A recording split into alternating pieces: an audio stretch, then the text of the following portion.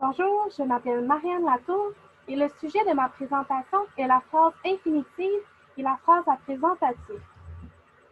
Premièrement, la phrase infinitive. La phrase infinitive doit respecter certains critères, c'est-à-dire qu'elle doit comporter un verbe à l'infinitif, c'est-à-dire non pas transformé. Elle ne doit pas avoir de sujet de phrase. Elle doit être non autonome, c'est-à-dire que la phrase a besoin d'autres éléments pour devenir significative. Elle doit être une phrase graphique composée d'une majuscule et d'un point. De plus, elle doit aussi exister sous plusieurs formes. Par exemple, la phrase infinitive de sens déclaratif, comme par exemple la phrase vivre et laisser vivre, la phrase infinitive de sens interrogatif, comme où aller ensuite, la phrase infinitive de sens impératif, telle que ne pas courir, la phrase infinitive de sens exclamatif, telle que se baigner, quel bonheur. Deuxièmement, il y a la phrase apprésentative. Une phrase apprésentative est une phrase formée à partir de l'un des présentatifs suivants. Voici, voilà, il y a et c'est.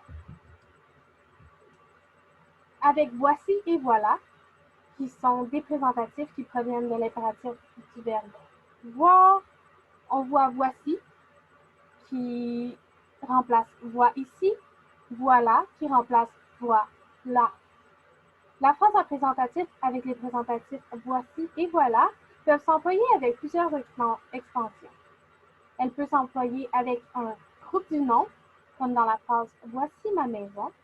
Elle peut aussi s'employer avec un pronom, tel que dans la phrase le voilà.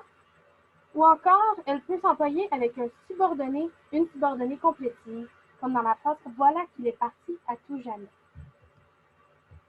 Il y a aussi la phrase apprésentative avec le présentatif il y a. Le présentatif il y a forme une expression. Il et i font partie du présentatif et a est le verbe avoir. On peut donc voir aussi il y avait, il y aura, il y aurait ou encore qu'il y ait ou qu'il y ait eu, tout dépendant de la conjugaison du verbe avoir. Cette phrase apprésentative peut aussi s'employer avec plusieurs extensions. Elle peut s'employer avec un groupe du nom, comme dans la phrase il y avait quelque chose de spécial dans ses yeux. Ou encore avec un pronom, comme dans la phrase il y aurait toi, lui et moi. Ou encore avec une subordonnée complétive, comme dans la phrase il y a que je ne trouve pas les mots. Finalement, il y a la phrase apprésentative avec le présentatif c'est. Le présentatif c'est est composé de deux mots. Le C' qui reprend un groupe du nom, comme dans la phrase la fille dansait sur le bord. C'était la plus jolie. Le C' qui fait seulement partie du présentatif c'est, comme dans la phrase la voiture dérapait. C'était glacé. Ensuite, le deuxième mot est le verbe être, qui peut prendre plusieurs formes.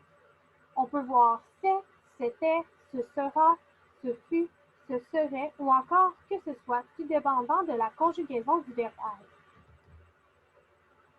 Comme toutes les autres phrases apprésentatives, la phrase apprésentative avec le présentatif c'est peut s'employer avec plusieurs extensions. Elle peut s'employer avec un groupe du nom, comme dans la phrase ce sera à ton tour. Elle peut s'employer avec un pronom, comme dans la phrase ce fut le mien, ou encore elle peut s'employer avec une subordonnée complétive, comme dans la phrase c'est tout simplement que je ne suis pas prêt. La phrase apprésentative, comme la phrase à l'infinitif, peut subir différentes transformations ou prendre différentes formes. Une phrase qui, au départ, est positive peut devenir une phrase négative, comme la phrase ce fut le mien peut devenir ce ne fut pas le mien. La phrase peut aussi devenir une phrase interrogative. La phrase le voilà devient alors pourquoi le voilà-t-il? Donc, merci de m'avoir écouté. Passez une bonne soirée.